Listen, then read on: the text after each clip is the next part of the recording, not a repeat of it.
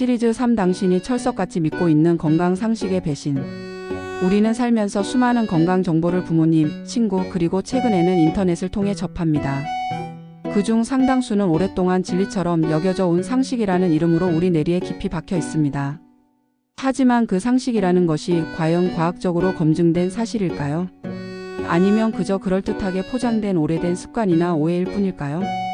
때로는 선의에서 비롯된 잘못된 믿음이 오히려 우리의 건강을 해치거나 불필요한 불안감을 조성하기도 합니다. 이 글은 우리가 철석같이 믿어온 대표적인 건강 상식들을 과학이라는 엄정한 법정에 세워 그 진실을 가려보는 팩트체크 시리즈입니다. 정말 모든 사람은 하루에 물 8잔을 마셔야만 건강할까요? 비싼 돈을 주고 마시는 디톡스 주스는 정말 우리 몸의 독소를 빼줄까요? 달걀 노른자는 여전히 심장병의 주범일까요? 시끄러운 소리를 내며 손가락을 꺾는 습관은 정말 관절염을 유발할까요? 그리고 전자레인지로 데운 음식은 정말 위험한 발암물질 덩어리일까요? 이제부터 근거 없는 소문과 막연한 불안감에서 벗어나 현대 과학과 의학이 제시하는 명쾌한 증거들을 통해 이 5가지 건강 상식의 유무죄를 가려보겠습니다. 첫 번째, 하루 물 8잔의 신화입니다. 정말 모든 사람에게 2리터의 물이 필요할까요? 하루에 물 8잔, 약 2리터를 마셔야 건강하다는 말은 아마 가장 널리 퍼진 건강 상식일 것입니다. 이 주장의 근원은 1945년 미국 식품영양위원회 즉 푸드 앤드 뉴트리션 보드의 권고안으로 거슬러 올라갑니다. 위원회는 성인은 하루에 약 2.5리터의 수분이 필요하다고 발표했습니다. 하지만 대부분의 사람들이 결정적인 뒷부분을 놓쳤습니다. 바로 이 수분의 대부분은 음식을 통해 섭취된다는 내용이었습니다. 과학의 판결은 무죄입니다. 단 이것이 모든 사람에게 적용되는 규칙은 아니라는 의미입니다. 물론 충분한 수분 섭취는 건강에 필수적입니다. 하지만 모든 사람에게 하루 8잔이라는 획일적인 규칙을 강요할 과학적 근거는 없습니다. 필요한 수분량은 개인의 나이, 성별, 활동량, 거주하는 곳의 기후, 그리고 건강 상태에 따라 크게 달라지기 때문입니다. 우리 인체에는 갈증을 조절하는 매우 정교한 시스템이 내장되어 있습니다. 혈액의 농도가 미세하게 변하면 뇌 하수체에서 항이뇨 호르몬, 즉 ADH를 분비하고 뇌는 목마르다는 신호를 보내 물을 마시게 합니다. 대부분의 건강한 성인은 이 갈증 메커니즘에 따라 물을 마시는 것만으로도 충분한 수분을 유지할 수 있습니다. 또한 우리는 물뿐만 아니라 과일, 채소, 국, 찌개 등 다양한 음식을 통해서도 상당량의 수분을 섭취합니다. 한때 이뇨 작용 때문에 수분 공급에 해롭다고 오해받았던 커피나 차 역시 최종적으로는 체내 수분량에 기여한다는 연구 결과가 많습니다.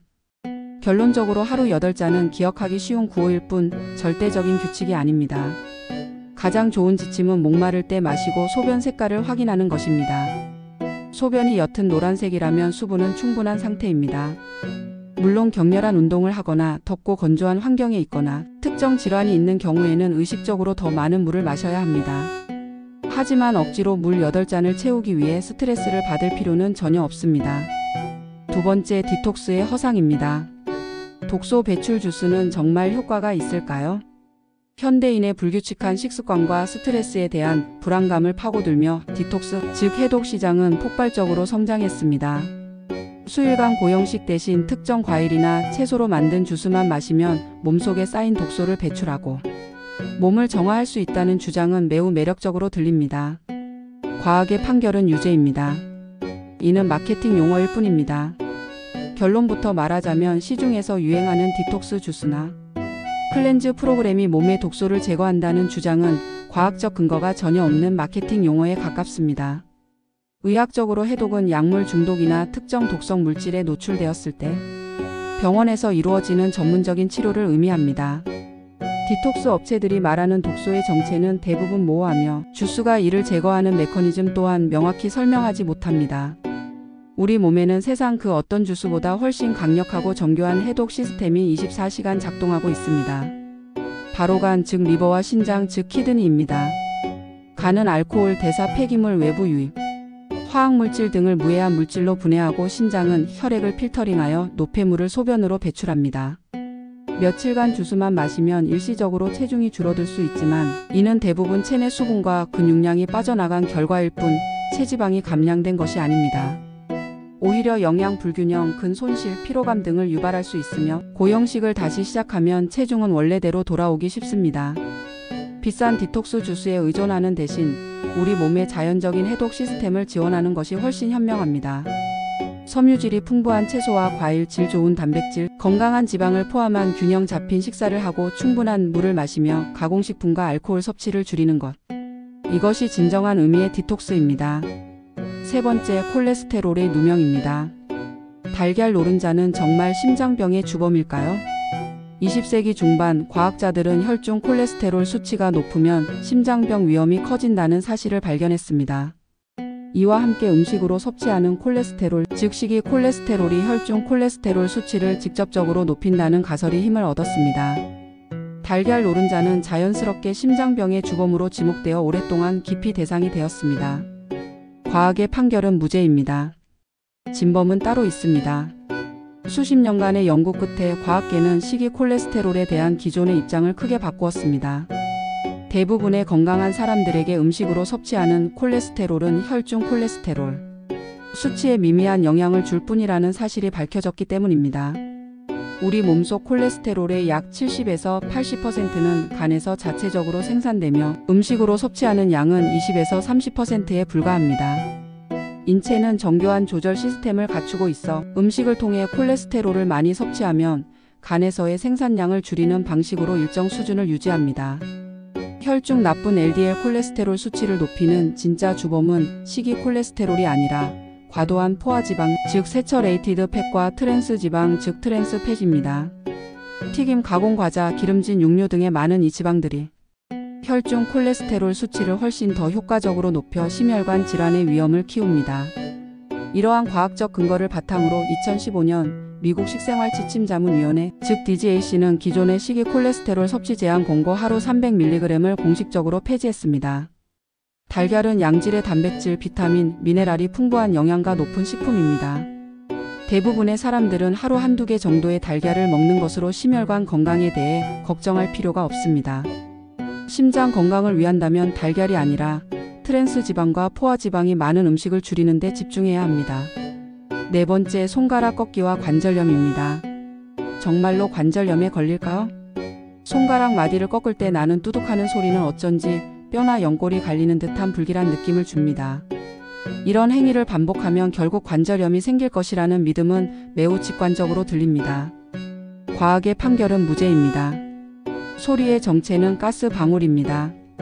결론적으로 손가락 꺾기 습관과 관절염 사이에는 아무런 인과관계가 없다는 것이 의학계의 정설입니다.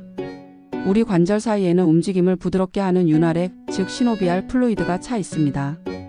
이 윤활액에는 기체가 녹아 있는데 손가락을 꺾으면 관절 사이 공간의 압력이 낮아지면서 이 기체들이 모여 작은 가스 방울, 즉 캐비티를 형성합니다. 이 가스 방울이 터지면서 나는 소리가 바로 뚜둑하는 소리입니다. 이 현상을 캐비테이션이라고 부릅니다. 한번 터진 가스가 다시 윤활액에 녹아들기까지는 약 20분 정도가 걸리기 때문에 한번 꺾은 관절에서는 바로 소리가 나지 않습니다. 이 주제에 대한 가장 유명한 연구는 캘리포니아의 의사 도널드 엉거의 것입니다. 그는 60년 동안 매일 왼쪽 손가락 관절만 꺾고 오른쪽은 그대로 두었습니다. 60년 후 양손을 엑스레이로 촬영하여 비교한 결과 두 손 모두 관절염의 징후는 전혀 없었으며 아무런 차이도 발견되지 않았습니다. 이 공로로 그는 괴짜 과학자에게 주는 이그노벨상을 수상했습니다. 손가락 꺾는 습관이 관절염을 유발한다는 것은 완전히 근거 없는 속설입니다. 옆 사람에게 소음이 될 수는 있겠지만 관절 건강에 대해서는 안심해도 좋습니다. 다섯 번째, 전자레인지 괴담입니다. 정말 발암물질을 만들까요? 전자레인지라는 이름과 작동 원리인 마이크로파, 즉 마이크로웨이브라는 단어는 방사선, 즉 라디에이션을 연상시켜 막연한 공포감을 줍니다. 음식을 데우면 영양소가 파괴되고 발암물질이 생긴다는 괴담은 꾸준히 퍼져나갔습니다. 과학의 판결은 무죄입니다. 오히려 영양소 보존에 유리할 수 있습니다. 전자레인지가 위험하다는 주장은 과학의 기본 원리를 오해한 데서 비롯된 대표적인 괴담입니다. 전자레인지의 마이크로파는 비전리 방사선입니다. 이는 음식물 속 물 분자를 진동시켜 열을 발생시키는 역할만 할 뿐 원자의 구조를 바꾸거나 DNA를 손상시키는 전리 방사선, 예를 들어 X선이나 감마선과는 근본적으로 다릅니다. 모든 종류의 조리는 열에 의해 일부 영양소를 파괴합니다. 특히 물에 오래 끓이는 방식은 수용성 비타민인 비타민 B군, C의 손실이 큽니다. 반면 전자레인지는 짧은 시간에 최소한의 물을 사용하여 조리하기 때문에 다른 조리 방식에 비해 오히려 영양소 보존율이 더 높은 경우가 많습니다. 진짜 위험은 전자레인지 자체가 아니라 어떤 용기를 사용하느냐에 있습니다. 반드시 전자레인지용, 즉 마이크로웨이브 세이프 표시가 있는 유리, 도자기 전용 플라스틱 용기를 사용해야 합니다. 전자레인지는 발암물질을 만들지 않으며 오히려 영양소를 보존하는 똑똑한 조리법이 될 수 있습니다. 올바른 용기만 사용한다면 안심하고 편리함을 누려도 좋습니다. 본 콘텐츠는 일반적인 건강 정보이며 전문적인 의학적 조언이나 진료를 대체할 수 없습니다. 건강에 문제가 있을 경우 반드시 의사 등 의료 전문가와 상담하시기 바랍니다. 제공된 정보의 활용에 대한 모든 책임은 전적으로 사용자 본인에게 있습니다.